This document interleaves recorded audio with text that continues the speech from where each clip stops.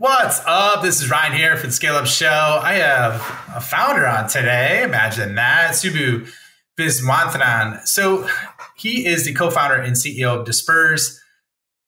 Something that I absolutely love that we talked about today was literally how AI is affecting work as a whole and how to integrate it and how to view it and how to look at it. And he actually has an AI platform designed around skill development. And so I love one of the reasons why I love this episode is because literally we get into like business use cases and how to approach it from a skills-based thinking, and just really love what he talked about, because essentially he's on his way to $100 million company, international, multi-product. So some really good things that we haven't covered in other episodes that are highly relevant to basically anyone listening today. So look forward to seeing you in the episode. How do you grow like a VC-backed company without taking on investors? Do you want to create a lifestyle business, a performance business, or an empire? How do you scale to an exit without losing your freedom? Those are the questions, and this show is the answer. Welcome everybody to the Scale Up Show. This is your host, Ryan Staley, and I have a very special guest with me today. I have Subbu Viswanathan, who is the co-founder and CEO of Disperse. Some really cool things about him. Okay, so he's, like I said, he's the co-founder and CEO. This is his third startup, originally started as a McKinsey consultant. And the really interesting thing about him is he's transforming the way that businesses approach skill development, okay? And on top of it too, he's leveraging data, AI, and skills, like kind of integrating them all together. He's also on the forefront of innovation in the learning and skilling space, which is like very near and dear to my heart. Just had a recent round raise of, I think it's close to 30 million according to your website, which is fantastic, man. Welcome, man. Happy to have you on the show. Really excited with what you guys are doing. And I mean, on your journey to $100 million as a profitable business out of India. So, you know, give us really like what we're going to do is a revenue rundown, but would love to actually, let's do that first. Let's do that first, because we can go in a lot of different directions in your background. However, I want to start there first. So give me a real quick backdrop on, you know, if we look at what your solution is and who it serves, like walk us through that in like 2 or 3 sentences so that you, the listener, have a good understanding of it. Sure. So we are a learning, upskilling, and talent mobility suite for the enterprise. So we essentially help HR, talent leaders, and business leaders solve the problem of getting their workforce, be it a knowledge workforce, be it the frontline workers, sort of be ready for their current and future roles. That's the problem that we solve. And we do that through a multi-product approach. At the entry level, we have a enterprise class mobile and cloud-first learning management system. Then as and when our clients' digital maturity improves, we introduce them to the concept of skills. And when they've passed that, we help them build capability academies that are deep skills and performance-based academies that help the problem of upskilling. So that's what we do. It's a multi-product suite, and we tailor our offering to the client's digital learning maturity levels. I love the term of capability academies. I think that's cool. Like, I think I've never heard it coined that way before. So great verbiage and kind of mental positioning when it comes to like how you kind of orchestrated that, because I've never heard it really phrased that way before. So love the concept of that. And like I've seen that firsthand as a leader. Like the hardest I ever got my team to work is when I was highly focused on like their long-term and short-term career outcomes that they wanted, right? With the growth and the skills that they had. And that was like truly the hardest I've ever seen them work. Like they would run through a wall for me. So I imagine there's massive opportunity when you're helping companies implement that. So let's talk about where you're at in terms of the revenue journey. Like what stage of the journey are you in revenue wise? Sure. So we're at the 10 to 100 journey. We did the 0 to 1, 1 to 10. Now we're well past 10, and we're at the 10 to 100 journey. I think what's unique about us is firstly, we started in India. There are quite a few SaaS companies that have started in India, and India is emerging as sort of the SaaS destination of the world. But even amongst SaaS startups in India, what's very different about us is our revenue mix. So we operate in 4 geographies: India, which is our sort of home market. Although India is no longer the dominant revenue contributor. Middle East, which is an exciting region, the region that's where I'm giving this podcast from. Southeast Asia, which is six or seven countries, and the US. And if you look at it, a lot of companies that have started in India have either focused on India alone and grown to a particular scale, or they've started from the US. I haven't seen any other startup that's got these four geographies so early in their journey. I think that's what makes us unique. Because we felt our purpose was to be a global company, and India was just a starting point. We internationalized like sort of in the second year of our growth. We opened up the Middle East market, then the Southeast Asian market, and now we're starting to see good traction in the US as well. So I think you must have seen a lot of companies in the 10 to 100 journey. I think what's very, very unique about us is the revenue mix, the four diverse markets that we operate in. Yeah, I can see that. I mean, we can dig into that later because that's very unique of like tackling international in your second year. So obviously, I'm sure the experience and scars that you have from the first two startups that you did kind of gave you insights on how to maybe approach that. But let's go back to that. So what about your go-to-market strategy? So that's got me thinking, like, how do you approach it from a go-to-market perspective, especially on an international basis? Like, what do you lead with? How do you grow revenue? What's your approach? The ICP that we sell to, in a way, dictates our go-to-market. We're a mid-market and enterprise SaaS company. And our average revenue per account is sort of $30,000 to $50,000. Okay. So which means by definition, it's sort of field sales heavy. So where we start off with is whenever we think about a new market, we first think about the star account executive who's going to lead that market. So we take the best salesperson from our India team. Usually, our India team is sort of the crucible for producing excellent account executives, and we've had several stories of people whom we've groomed in India move to other markets outside of India. So we take the best salesperson from India and sort of relocate them, parachute them into the new market, and then we build the rest of the sales portion. Okay, that makes sense. So then you have like kind of the cultures and the culture and the value kind of instilled in later as they transfer that to the new market. So that makes a lot of sense. How big is your team right now? We are over 300 people.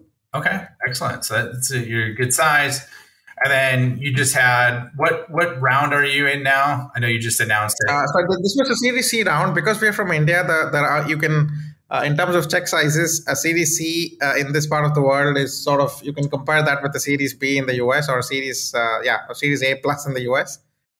All right. So one of the questions I have for you is, like, effectively, this is your third startup, right, that you've had. And there's literally like 0.004% of organizations that are able to escape that $10 million revenue range. And when I say escape, I mean surpass it, right? So what would you say is different this time versus the previous two times that you created companies, and like what enabled you to get past that $10 million barrier?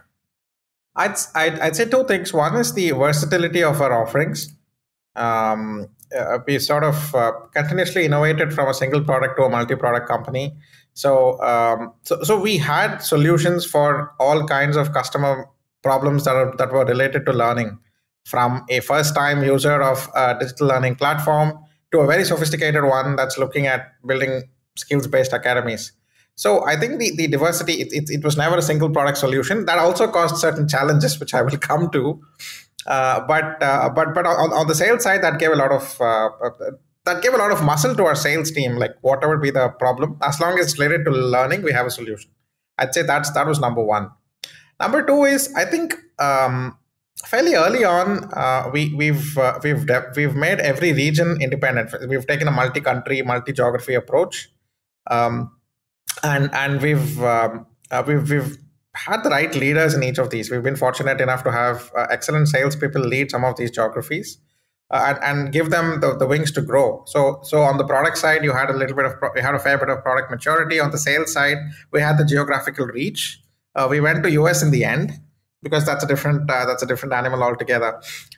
So I think that gave us the product and the sales flywheels sort of both started kicking in for us to get to 10 million. Now the challenge is, how can we get to 100? Okay. So that makes a lot of sense. And I think, what I heard you say is diversity, right, across product and people in region, right?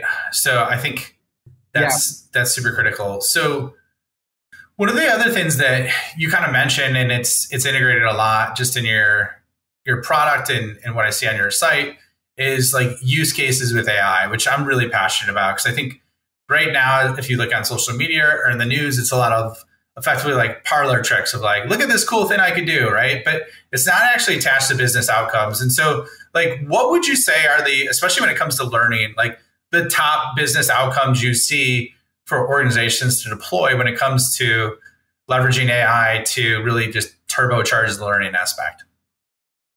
Yeah, so we've integrated AI fairly early into our life cycle, and unlike other AI-based companies, we are largely most of our use cases were on applying natural language processing and not classic machine learning. I'm not saying it's not there, but most of our use cases were around understanding the world of roles, jobs, skills, mapping them to courses, understanding learners' preferences, learning skill gaps, and then sort of developing some sort of personalization capability using AI. It was quite NLP heavy. I think to your question on how can AI deliver business outcomes for learning, I see that at two levels. First is what HR and L&D have always struggled with is how can I improve ROI on learning? And HR and L&D is always a cost function, which is a huge problem for our category because pricing is always very low compared to the product complexity. So you have far less complex products that are able to command a much higher price on a per user basis than products in our category, which is very sad because we solve a very important problem. And I often feel we don't get paid fairly for it. I think that's where AI can come in. Because with AI, you can actually, and with some of the capabilities that we are building to our platform, is we are able to measure skills, quantify skills, and relate that to hardcore business metrics. So one of our US customers said they were able to improve customer satisfaction from 4.2 to 4.6 as a result of using our platform. So we are able to show tangible business outcomes. And with AI, we no longer say our impact is people spend 25 hours per year learning. That's not outcomes. That's just input. I think our ability to articulate business outcomes, despite it being an HR L&D problem, is our biggest strength, and AI is going to really help there. I love that, man, because like that's come up a lot. Like I've worked with HR customers before and HR SaaS companies, and they're always like, "Oh, we can't quantify our solution. It's HR related," and I'm like, "Bullshit!" Like everything is quantifiable, right? Like when it comes to whether it be time, motion, acceleration, time to value, like there's so many different ways you can quantify a result. So yeah, you kind of struck a chord with me, and I think it's really interesting. It's like, okay, so how do you quantify skills? Because there's a wide range of skills, right? You got soft skills, hard skills, you got functional level skills. So how do you quantify skills and then deploy that in the model? Like, I'd just be curious from like a high level, like what's the framework that you leverage for that? Well, that's a great question. It sort of beautifully dovetails into how we think about the world of roles and skills. So firstly, we've studied, we know this space so well that we can even write a PhD on it. So we've studied various skill frameworks. There's the Singapore Skills Future. The US has an open data set called ONET. And in fact, the first thing we want to clarify is what is a skill, right? Is writing pivot tables a skill? And the word soft skills and hard skills. So let me just answer them one by one. So we think of a skill as something very specific, something that can be measured, something that contributes to an increase in performance in the workplace. And we classify them into 4 categories. So functional skills, which are often specific to a sector. For example, if it's sales, the ability to negotiation is a functional skill. Product solutioning is a functional skill. The second is digital skills, which are quite important in this era. So Excel is a digital skill. Prompt engineering in today's world is a digital skill. The third category is leadership skills. Now, we don't use the word soft skills. It's used quite frequently. The word soft skills is thrown quite loosely in the world. I think soft skills are very hard. The best analogy is one of my favorite actors says, comedy is serious business. So likewise, because it's very hard to make comedy movies. Oh, yeah. Likewise, soft skills are really hard. So we don't use the word soft skills. We call them leadership skills. And they fall into four categories: leading self, leading teams, leading businesses, and leading change. And then the fourth is an interesting category. We call them meta skills. Meta skills are skills that sort of amplify or diminish your levels on the other three. And the way we've thought about the world of work is every role in the world, be it a marketing manager, be it a data scientist, be it a sales account executive, be it a chief financial officer of a company, we believe we can break it down into between 12 and 15 skills across these four categories. Typically, 4 to 5 functional skills, 2 to 3 digital skills, 3 to 4 leadership skills, and 2 meta skills. And that's how we've approached it. So we've sort of looked at all the skills data around the world, synthesized it, and we've called it the atomic skills model. It's how the world of chemistry works, right? A few atoms combine into molecules. We've thought about the world of work that way. We think roles are sort of molecules, and you can break them down into skills. There are several analogies. Some people use the analogy of Lego blocks, but we being rooted in science, we like the analogy of atoms and molecules. So that's how we think about the world of skills. Now, sorry for the long introduction. Now, given that you've defined this, every skill, we've founded it on academic research that it can have 5 proficiency levels. So medical professionals are measured that way. Engineers are measured. Some scientific papers suggest that engineers can be measured that way. So we thought, why can't every skill be measured that way? So every skill, we've broken it down into 5 levels, and we have specific assessments to measure people on those skills. That's how we measure it. Sorry, long answer to your short question. No, I love that. I mean, it requires detail. So basically, you got, just to recap in a super simple way, you got the functional skills, the digital skills, leadership skills, and the meta skills. Those are kind of like in the atomic skill model, which I love that name. I think that's super cool, right? So you have those different models, and then you have the different proficiency levels, across 5 different levels, right? In terms of like how good they are at that. Did I capture it quickly and succinctly? Perfect. That's perfect. And then here's the thing, because so you just looked at all the base frameworks in the world on these areas, and then you kind of distilled it down to this just to make it something that you can kind of quantify and measure and track, right? That's right. And we've made it in a language that every employee will understand. If you give it to HR consultants, I'm a former consultant myself, so I can joke about my former profession. The definition of a level 3 in account management will be so abstract that nobody will understand. But we've made it very simple. We've made it very, very learner and employee friendly that anybody can understand. Well, and if you're looking at leadership, I love the fact that you had it self, team, business, and then transformation. I think that's or change, I should say. Change, it was right, not transformation, but change. Yeah. So which is true, because once again, relating back to sales, that's how people make decisions. When you look at it, it's okay, what's it going to do for myself? What's it going to do for my team? What's the enterprise value? And then what's the pain of change, right?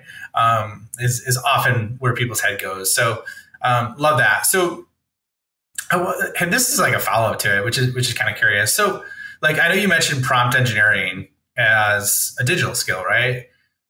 Do you think it's evolving different than that? Because prompt engineering is I would say more rigid or hardcore specific around the efficiency of large language models, right? Do you think there's another area in between that where it's large language models for actual real world business use cases? Where would you have that falling? Because it's kind of a combination of digital and change, the way I look at it, right? Right. It's a wonderful question. So let me tell you when I say prompt engineering is a skill, how do I think about the 5 levels? I said 5 levels, right? So think about level 1 as anybody in the world, I believe, just as anybody in the world needs to use Excel, there will come a time, or the time is already here, where everybody needs to use ChatGPT for their day-to-day work. Right. Because you can just ask it simple questions. So the ability to ask simple questions to ChatGPT to do a better version of a web search is to us level 1.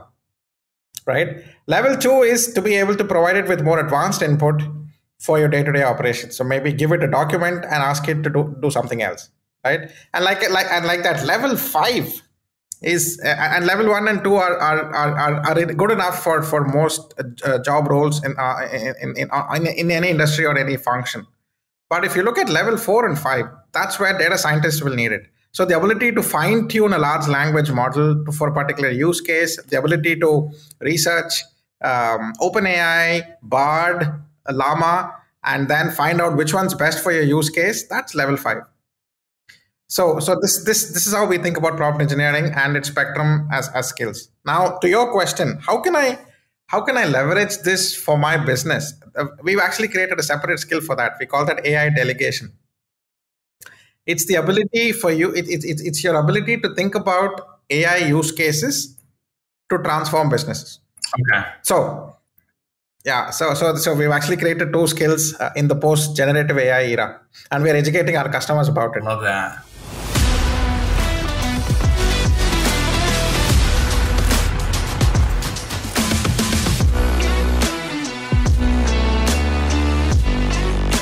Hello, this is Ryan here. Real quick, if you are enjoying this episode, please hit the subscribe button and leave a comment or review. If you want more help or just want to learn more about what the top SaaS CEOs and founders are doing, check out my website at www.ryanstaley.io. Join my newsletter, check out other free content resources I have there, and let me know if you want to scale your business. Now back to the episode. I didn't even say this at the beginning, but this is sponsored by the Sales AI Accelerator, which is effectively what I'm doing is like applied how to use like large language models and integrate them into the sales or sales leadership function, right? And so the thing that's really interesting about what you just said is like, I am not a data scientist. However, the 2 things that I do know how to do are I understand which models are right to use in which specific use cases. Like, okay, Bard is really good here, but they're terrible here, right? Like, so literally when I designed it, I basically looked across like Bard, Claude, and ChatGPT, kind of kept it simple with those 3 models. And I'm like, all right, these are the different use cases you use for each model. You don't want to use these for other ones, all the way down to the point where it's just like, even browsing on ChatGPT is okay. But if you ask Bard a really specific question and get the research like tight, but not too much, it blows it away, right? So it's just interesting because it's like, I think it's so new. There's going to be some straddling back and forth with some of it, right? Like potentially, you know. So, anyways, interesting. So that's kind of just a little ramble, right? I don't even know if I had a question there. It was just a ramble. No, it's interesting. It's great that I've never seen anybody with a sales background talk in such detail about different large language models. So I'm super impressed. Oh, thanks, man. I appreciate it. I nerd out on it because like I'm one of those people that's like, I like being able to just identify outcomes that you want and have it done. And I think AI is really good at that if you could do it effectively and descriptively, right? So anyways, so shifting gears a little bit, let's talk about like one of the things that I know that you talk about quite a bit is skill-based thinking. And so would you classify those frameworks you just kind of went through and then like the rating scale, is that skill-based thinking? Is that kind of the bucket you put it in, or would you say it's something a little bit different than that? Yeah. So what I mean by skill-based thinking is organizations thinking about people with skills as the currency.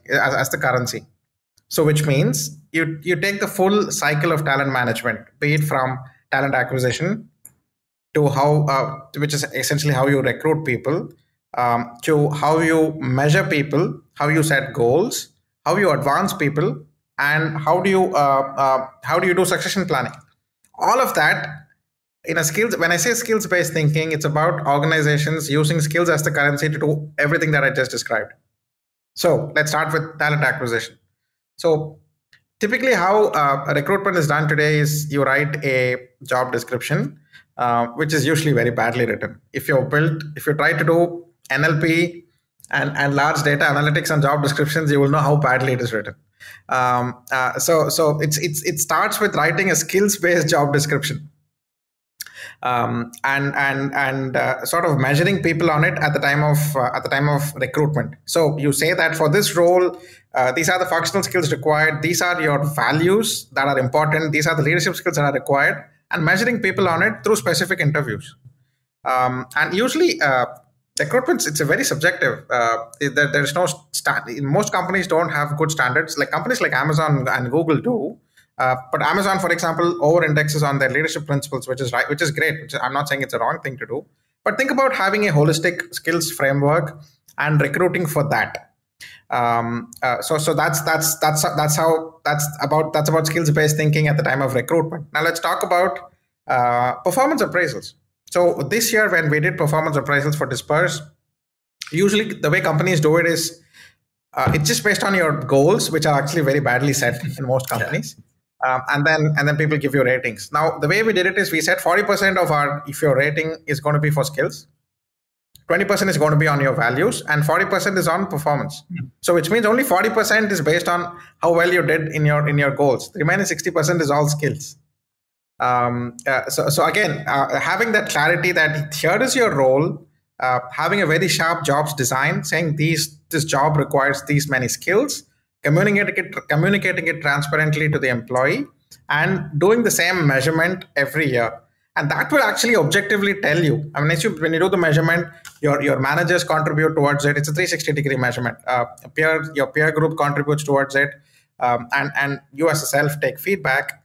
And using that to actually say that, this person who's an SDR has now achieved his or her full potential as an SDR as measured by these, and therefore is now ready to become an account executive. As opposed to saying, intuitively, I've seen successful account executives, I feel like Ryan can actually make it. That's how it's actually done before. So that's what I mean by skills-based thinking at the time of performance appraisal. Likewise, use the same for succession planning. Use science to say who can be the next CRO in your company. And it's not just based on who's the best presenter, who has the best aura, right? It has to be based on other actual skills. So that's what I mean by skills-based thinking. I think the world's moving towards experience-based hiring to skills-based hiring. It's going from performance talent development to skills-based talent development. We want to sort of be at the forefront of innovation. When we started this company 8 years back, that was our vision. I think the world was not ready yet. Now I think I'm very happy to say it's sort of getting ready, and we're also ready to ride the wave. Yeah, well, I mean, it's kind of going, money was so cheap for a while, right? So people weren't, and I can tell you firsthand, because I dealt with a lot of CEOs, and they weren't really that focused on developing their people. They were just focused on more, just getting more people. And now pendulum's kind of swung back because it's got to be profitable growth. It can't just be growth, right? So specifically in tech. So I think it makes a lot of sense with what you're saying. What about, so like kind of looking forward and just changing things up. So you went multi-product already, and then at the same time you're multi-country, 4 international, right? 4 different kind of hubs that you have, if you will. What would you say is the biggest challenge that you've experienced in terms of like growing that? Because like there's multiple levels of complexity every time you kind of split, right? So you got split with products, and then you got split with language barriers and just building different teams in different environments, time zones, et cetera. So like, what's the single biggest challenge that you've seen from that journey? Just operating as a single company itself is a challenge. Because let's talk about the customers. Different regions have different needs for the same problem. For example, Indonesia is the largest economy in Southeast Asia. It's got 200 million people. It's a growth engine for Southeast Asia as a region from a macroeconomic standpoint. But if you have to play in Indonesia, culturally, it's a very different country. It's not an English-speaking country.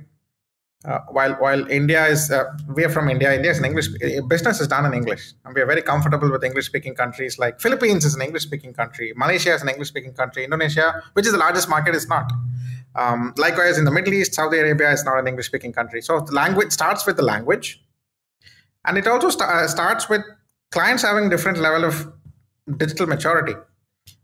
You would think that a cloud-based HCM for a company is a given in the US.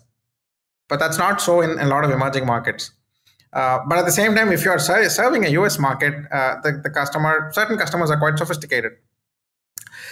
So you're already talking about how you can integrate with an HCM, whereas a customer in some other market is not even ready. So I think the customer maturity, where they are in their evolution, in the digital evolution, it becomes very different. And your products tend to be quite different for a customer who's early in the cycle and who's not early in the cycle. But if you're a multi-country, if you're building a multi-country product, it'll have to cater to everybody. So you run the risk of appealing very little to everybody without meaning anything to anybody. That's the biggest risk. Secondly, just sensitizing your organization about the cultural nuances from each of these countries is just incredible. As I said, I'm in Dubai. I've been here for the last 2 weeks. Every time I come here and interact with customers, I just realize it's so different from the rest of the world. And how do I tell the rest of the organization? How do I tell the product manager who's building it that this is a different customer? Their needs are different. It's just quite challenging. It's remarkably challenging. So how'd you do it then? There's